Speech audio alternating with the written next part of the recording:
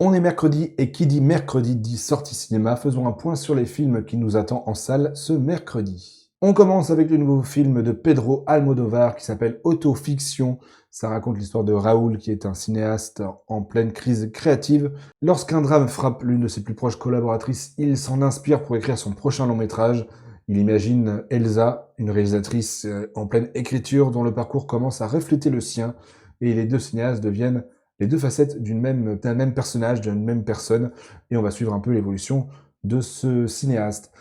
Pedro Almodovar va clairement faire un film qui s'inspire de sa propre vie, de son propre vécu, et ça a l'air d'être ça a l'air vraiment d'être intéressant. Enfin, en tout cas, moi, ça va m'intéresser, bien évidemment. J'ai beaucoup aimé son dernier film, La Chambre d'à côté, et j'ai hâte de voir ce que Pedro Almodovar va nous proposer, en sachant qu'il passe au Festival de Cannes également. Donc, curieux de voir ce que ça va donner.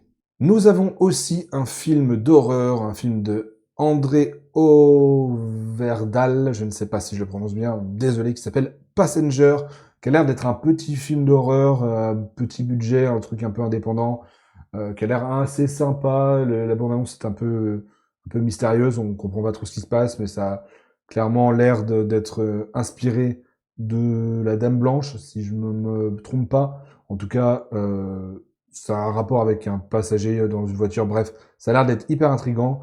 J'irai le voir. Et si ça vaut le coup, bien sûr, j'en parlerai sur cette chaîne. Et bien sûr, la grosse sortie de la semaine, c'est The Mandalorian and Grogu. Le film qui fait suite à la série The Mandalorian, qui était sorti sur Disney+, qui a 3 saisons, il me semble. Ça peut avoir le rôle de 4e saison, alors en tout cas d'un très long épisode.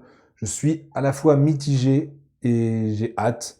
Les images ont l'air d'être relativement belles, la photographie a l'air d'être belle, a l'air d'être bien travaillée, mais est-ce que ça vaut vraiment le coup d'en faire un long métrage? Est-ce que ça vaut vraiment le coup de le sortir au cinéma? Est-ce qu'il fallait pas mieux faire un épisode spécial et le mettre sur Disney+? Je sais pas, la promo a l'air d'être un peu bancale autour. Là, ils ont l'air de s'accélérer et de s'énerver un peu une semaine avant la sortie du film.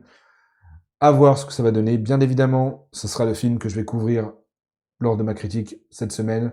J'espère que vous regarderez la vidéo. J'ai hâte et à la fois j'ai peur. Bon, on verra ce que ça donne. Bien sûr, il y a plein d'autres films qui sortent cette semaine. Je vous invite à vous renseigner et à regarder à droite à gauche ce qui peut sortir. C'était les sorties de la semaine. On se retrouve la semaine prochaine, le mercredi prochain, pour les prochaines sorties. Et bien sûr, dans la semaine, pour la critique de The Mandalorian et Grogu. Sur ce, passez une bonne journée. Salut!